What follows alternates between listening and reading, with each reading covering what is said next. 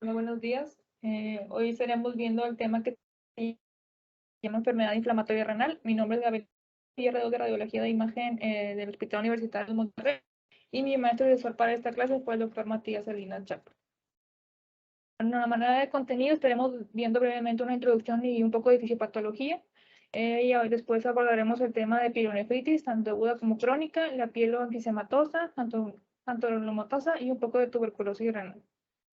Bueno, a manera de introducción tenemos que las infecciones del tracto urinario son la enfermedad urológica más común en los Estados Unidos y representan anualmente más de 7 millones de visitas al consultorio y 1 millón de visitas al departamento de emergencias. Aunque las mujeres son más propensas que los hombres a experimentar infecciones del tracto urinario, tanto hombres como mujeres se ven afectados en gran número. El papel del diagnóstico por imagen en la evaluación de estos pacientes con sospecha de infección del tracto urinario ha sido muy debatido. En general no se requieren imágenes radiológicas de rutina para el diagnóstico de complejo adulto. Sin embargo, cuando se obtienen imágenes, estos van a demostrar la naturaleza y extensión de la enfermedad, van a revelar complicaciones como abscesos u obstrucción. Y pues en esta clase veremos algunos escenarios en los que sí se recomienda realizar estudios de imagen. A manera de fisiopatología tenemos que el patógeno va a colonizar la zona periuretral y va a ascender por la uretra hacia la vejiga. Y estos patógenos por lo general van a tener fimbrias que van a permitir la unión y penetración de las células epiteliales hacia la vejiga. Después va a ocurrir la penetración en las cuales las bacterias van a continuar replicándose y van a formar biopelículas, y una vez que estas se forman van a producir una colonización bacteriana suficiente, las cuales van a ir ascendiendo por el ureter hacia el riñón. Y pues la infección del parénquima renal va a provocar una respuesta inflamatoria llamada pielonefritis. Si bien la infección del parénquima renal suele ser el resultado de la ascensión bacteriana, también podemos recordar que no todas las infecciones son por son ascendentes, también pueden ser hematógenas. La cascada inflamatoria y va a dando lugar a lo que se le llama el edema intersticial o la nefritis intersticial, y esta va a poder provocar lo que es una lesión renal aguda. Y ya, pues la inflamación en enfermedades renales agudas, hay que recordar que en condiciones fisiológicas, las células endoteliales y epiteliales, así como las células inmunitarias, van a actuar de forma armónica dentro del riñón. Cuando hay una agresión, ya sea por bacterias, por toxicidad por fármacos o después de una estimulación no estéril, las células epiteliales y endoteliales van a experimentar necrosis apoptosis, las cuales van a ir liberando productos que pueden activar los receptores de tipo TOL, los NOT y el inflasoma. Y esta activación va a conducir a la producción de quimiosinas, citocinas proinflamatorias, que van a reclutar los que son los monocitos y los neutrófilos. Y pues es una cascada que a su vez también va a producir otras citocinas, va a exacerbar, perdón, el proceso de inflamación y va a concluir lo que es a la muerte celular. El tema, primero saber cuál es un pelvis y parénquima renal. Es mayor en mujeres en menos de 40 años y en hombres arriba de 65 años. Hay que recordar que los signos y síntomas más comunes es fiebre, dolor en uno o ambos flancos, escalofrío, malestar general, náusea, vómitos, desuria, y pueden desarrollar hasta sepsis. Los análisis de sangre pueden mostrar leucocitosis con un cambio neutrofílico.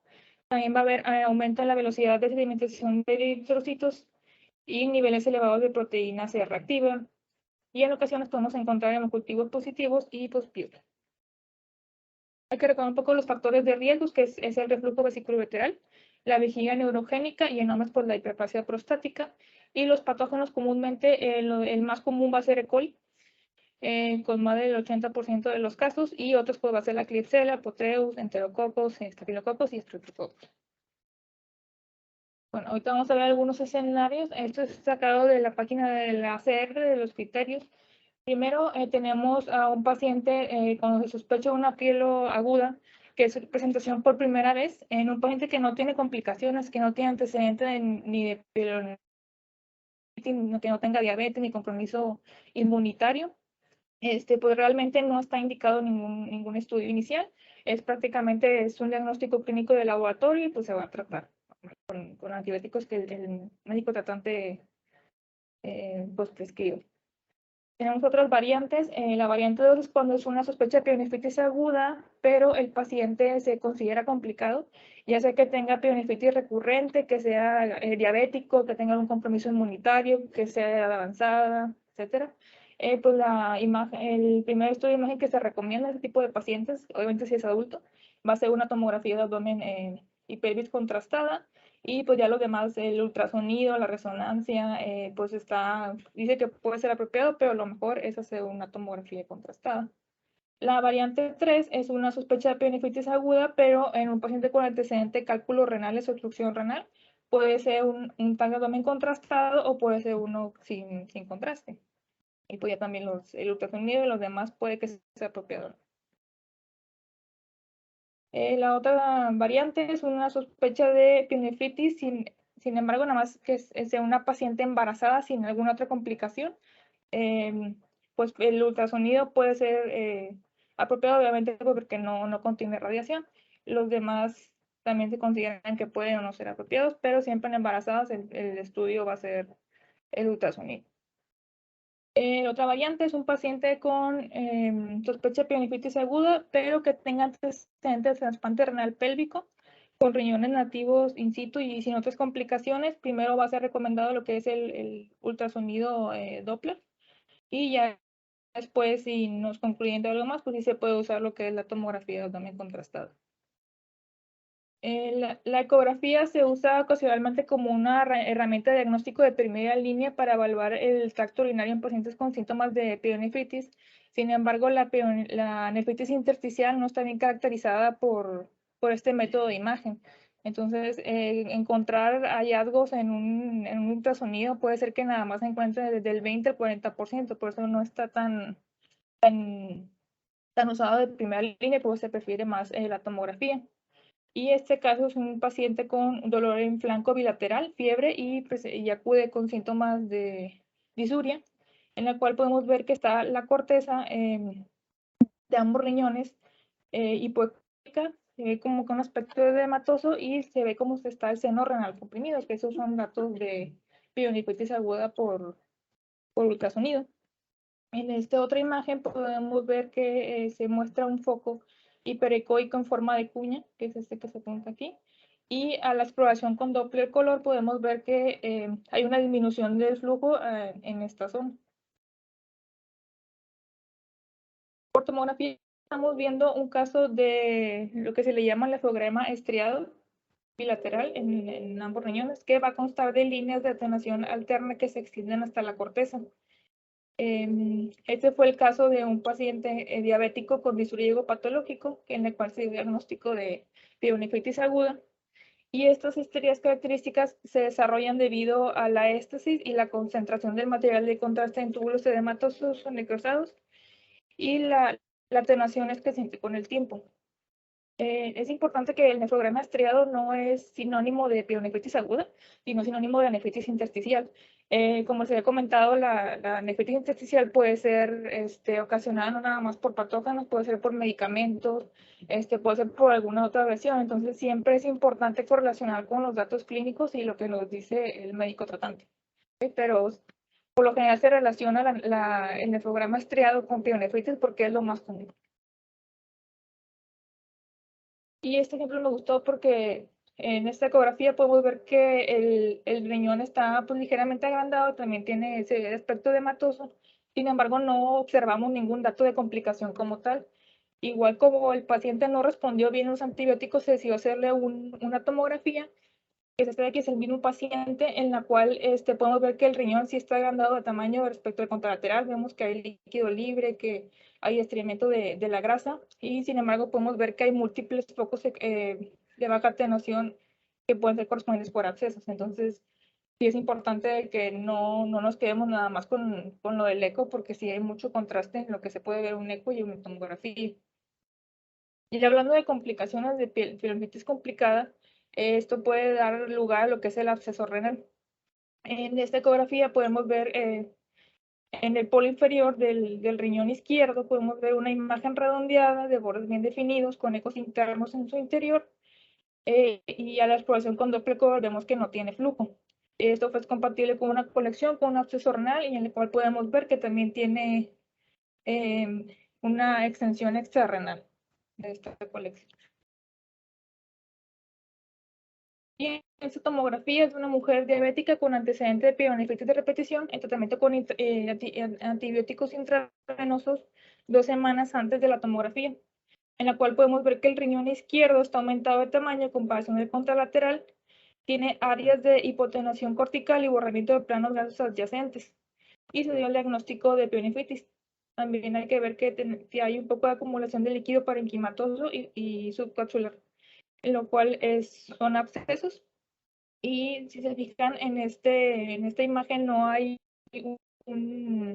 una pared gruesa y bien definida. Esto es cuando los pacientes ya tienen tratamientos prolongados con antibióticos.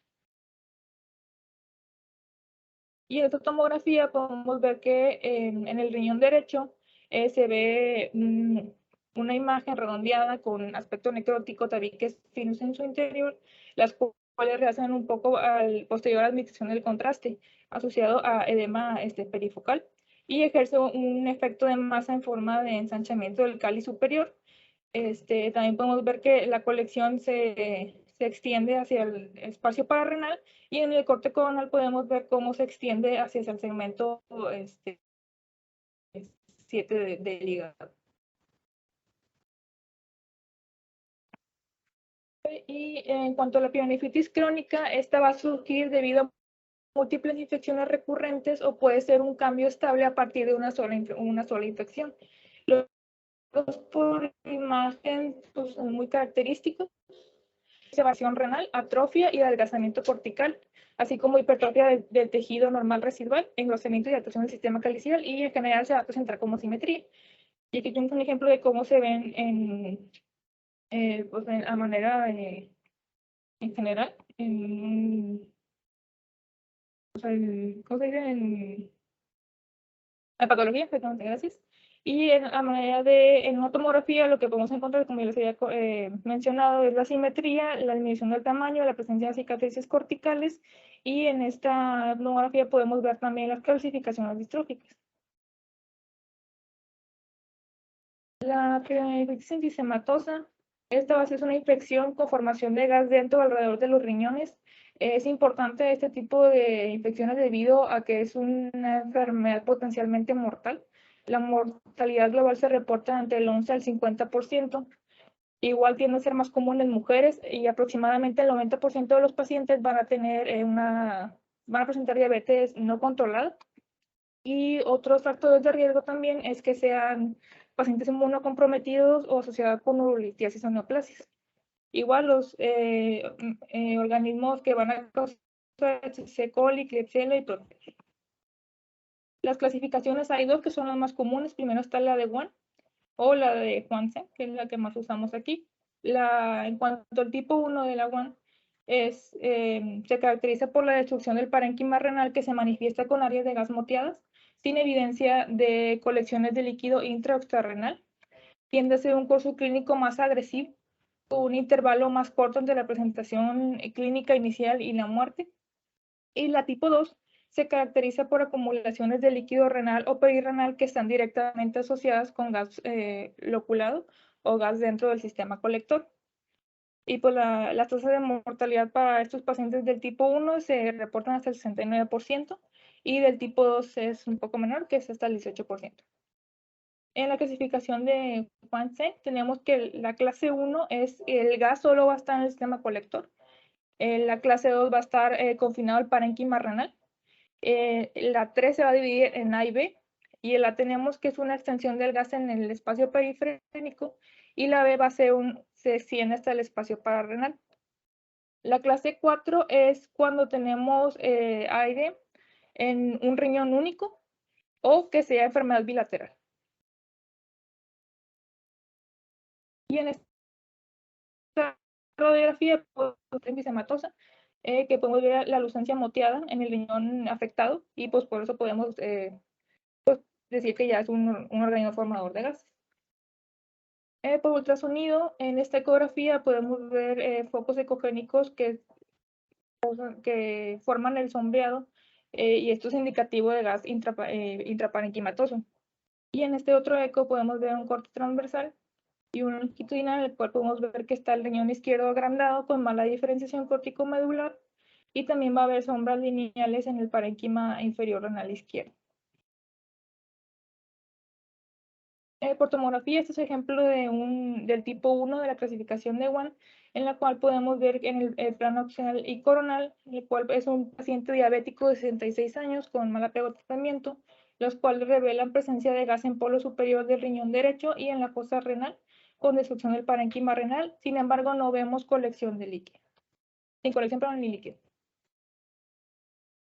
Este es el tipo 2 de la clasificación de One, en la cual podemos ver una tomografía computarizada en fase nefrográfica de una mujer diabética de 55 años, en la cual podemos observar que hay destrucción del parénquima renal derecho, y aquí sí podemos ver lo que es líquido y gas dentro del riñón. Y pues estos pacientes por lo general se tratan con nefrectomía para evitar que avance más la enfermedad o reducir el riesgo de mortalidad. En esta otra tomografía sin contraste podemos observar que hay aire en el sistema colector del riñón izquierdo asociado a hidronefrosis, y en cortes más inferiores se encontró un cálculo renal, que también es lo más común que se encuentra en este tipo de pacientes. Y de este paciente podemos ver que hay gas a nivel del parénquima derecho, pero este se deja en clase 2, pero de la otra clasificación de Watson. Y esta tomografía podemos ver una enfermedad litiásica renal extensa, que causa también hidronefrosis, que esa no se ve tan característica porque están en cortes un poquito más inferiores, pero podemos ver que hay gas en ambos riñones que se extiende hacia el espacio perirrenal, y esto ya se clasifica como una clase 4 debido a que es bilateral.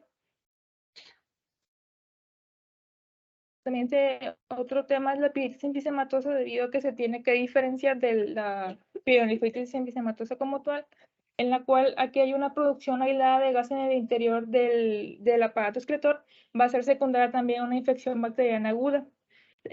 A diferencia del tema anterior, es una entidad relativamente benigna, con menos mortalidad, y también los factores de riesgo van a incluir diabetes y obstrucción del tracto urinario. Y también los agentes patológicos van a ser los mismos que describí anteriormente. En esta radiografía de abdomen tenemos que hay un stent ureteral doble y un doble J izquierdo, que se ve que no es normal ver esto, que es la presencia de aire en todo el trayecto.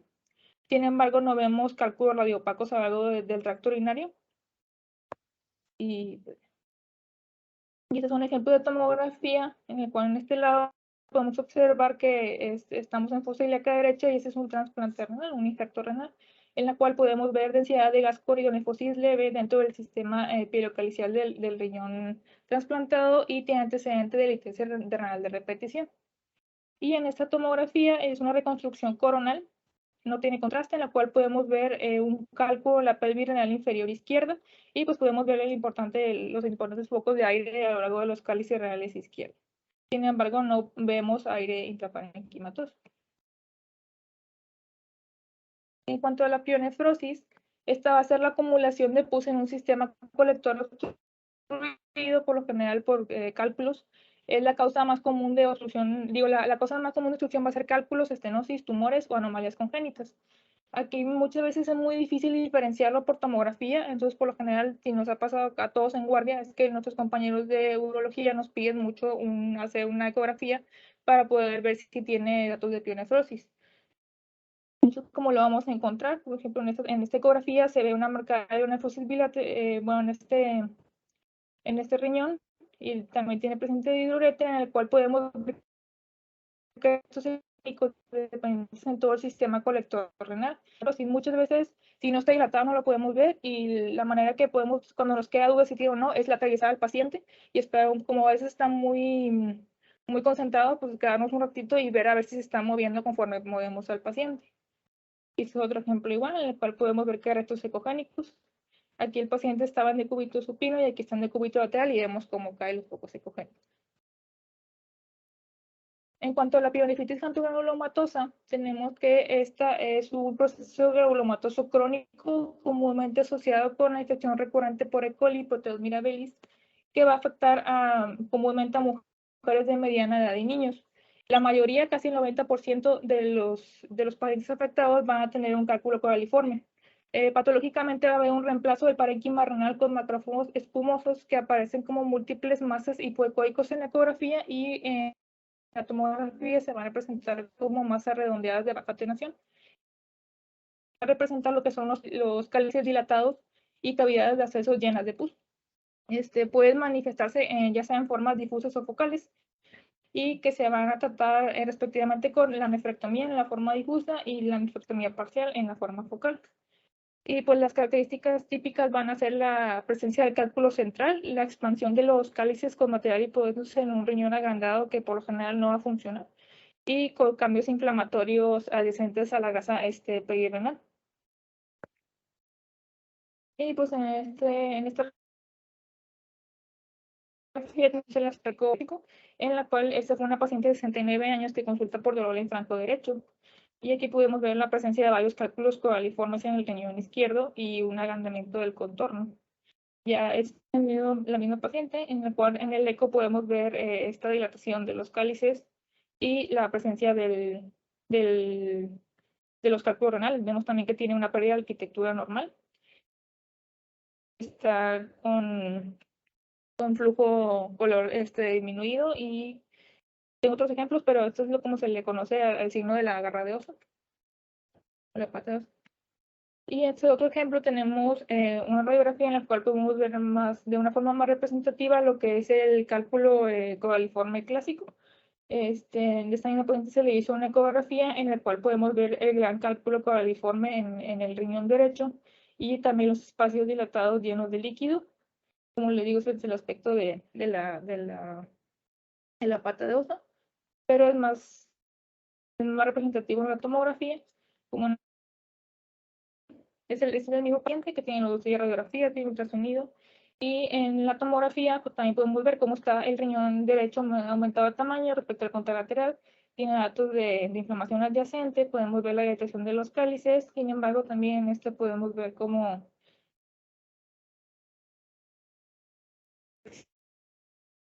el cálculo coraliforme, eso es lo que les digo que el aspecto clásico de la garra de oso.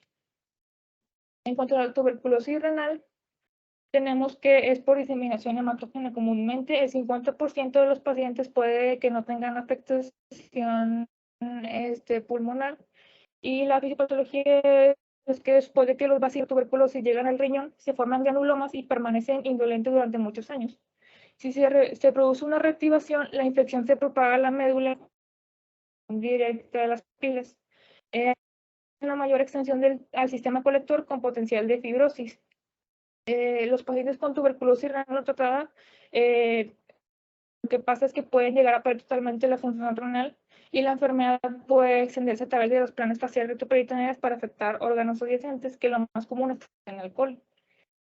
Se ha visto que hay un alza de esta presentación y esto se debe a la propagación de la infección de la inmunodeficiencia humana y también debido a las cepas de micobacterias resistentes a la terapia antibiótica estándar que vemos que ya es cada vez más frecuente.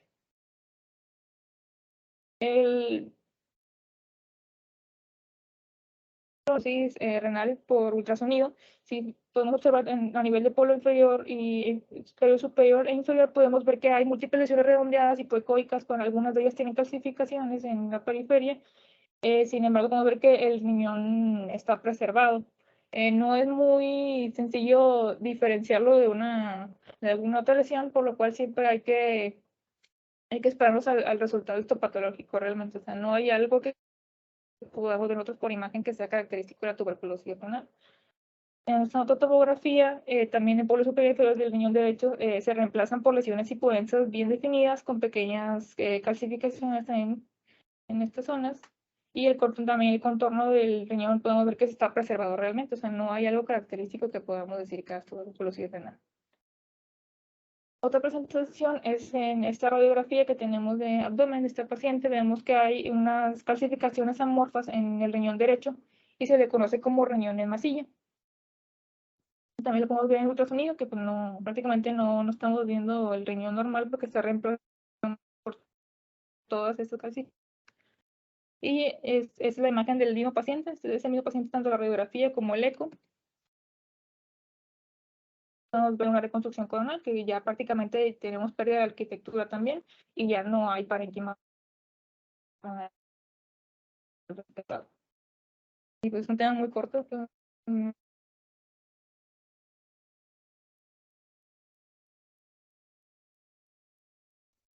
comentario o una pregunta para la doctora? ¿Agregar algo? Pues la piel aguda es un diagnóstico clínico de laboratorio, no se requiere posiblemente una. Menos que aumento la doctora, la sistema pesada o haya algún otro importante del paciente, como que esté inmunocomprometido, sea diabético y demás. Pero también está justificado iniciar con un procedimiento de imagen cuando el paciente tiene ya patología, que tiene cálculo, que tiene obstrucción, que tiene reflujo, ha tenido patología renal o que ha tenido una pielo previa. Entonces, ahí está justificado en el momento del diagnóstico indicar una tomografía de inicio. Y un documentario respecto al nefrograma, prácticamente es característico, si lo vemos y hace un diagnóstico de piel de liso, piel ocular. Pero hay que tomar en cuenta también que cuando es unilateral y hay aumento de la presión dentro del parénquima, por ejemplo, cuando hay una obstrucción del uretero y dilatación del sistema colector, o cuando hay una trombosis de la vena y aumenta la presión dentro del riñón, puede darnos una imagen similar a una nefrona estriada. En el caso del bilateral como ese, pues en realidad hay poca patología que le pueda producir. Quizá la hipotensión, un paciente con hipotensión puede dar un nefrograma estriado así por disminución de la distribución del medio de contraste, pero es prácticamente, no le quiero decir patognomónico, pero muy característico de la pielonefritis aguda.